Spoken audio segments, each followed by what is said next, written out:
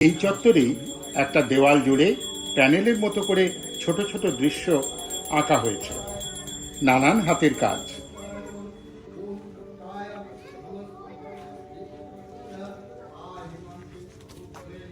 শ্রী চৈতন্য কীর্তনে মেতেছেন। মা অন্নপূর্ণা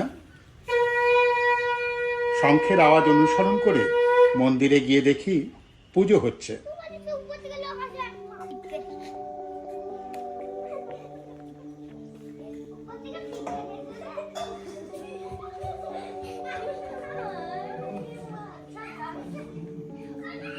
পাশের আরেকটি দেওয়ালে কালীয় দমন শেষে কৃষ্ণের পুজো।